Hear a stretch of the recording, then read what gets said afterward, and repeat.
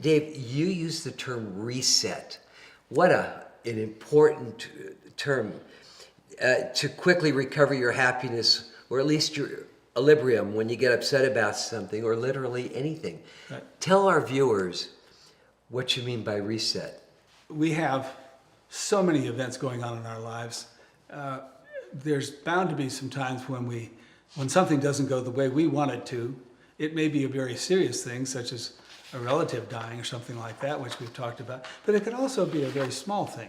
What comes from self-talk is the idea of being able to change direction, to seeing that you have a broader array of choices to make about what you do next than you think you do.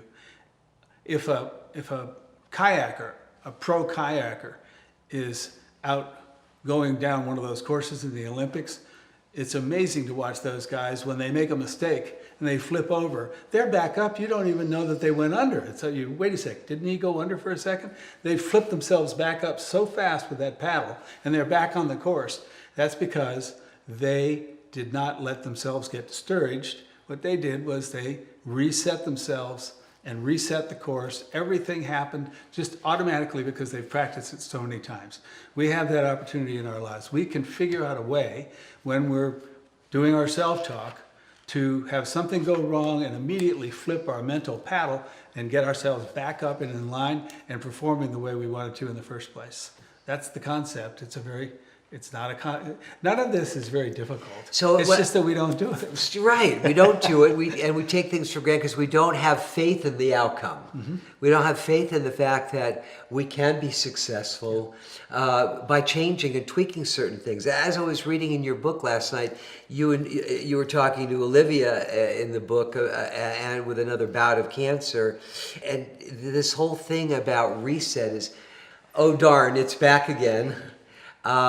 And you and Olivia decided how you're going to look at it, right? And not be defeated by it. It gives you the opportunity, the concept of a reset is it gives you the opportunity to start over again. To not let the event that puts you off course define you. Yeah, exactly. Yeah, not let it define you or define the time and energy that you will spend dealing with the toxicity versus getting the treatment and doing the proactive things that you need. Yeah.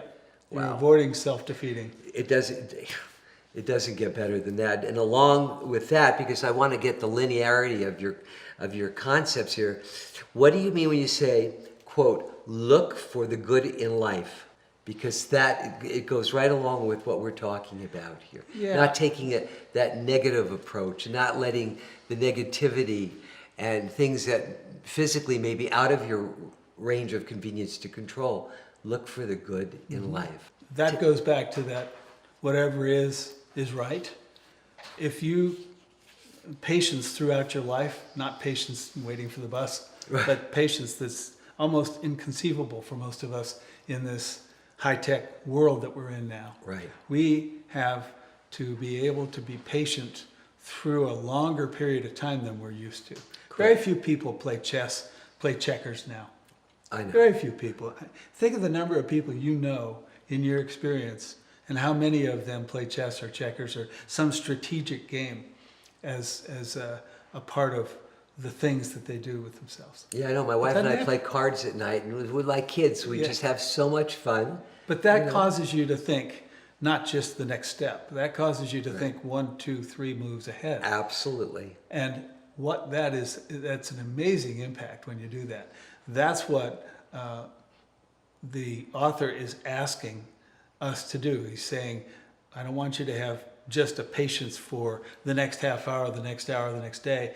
You should have patience with your entire life because it's going to unfold in front of you. And there's so many things you have no idea what they're going to be. Right. As you said, this is not a defining moment. It may seem like a defining moment, but we don't know what our future holds. No, we don't. And sometimes we barely know what our present holds Whatever for us because we're too busy being distracted by so many things, cell phones, whatever it is that distracts us, you know? Yeah, if you think of the number of moves you will make in your life, how can one be so defining that you can't, by having other moves, after the first one has occurred, making everything right again. It may be on a different course than you thought. Absolutely. Look for whatever the good is. It may not be exactly what you thought was good at the time that the first event occurred, but it's still, you can make it good. Right. And my parents died, but I learned so much from that terrible experience Right. that it actually saved my life later on in life, because I had the response mechanisms and the understanding to be able to deal with ridiculous things like strokes and cancer and come out of them okay.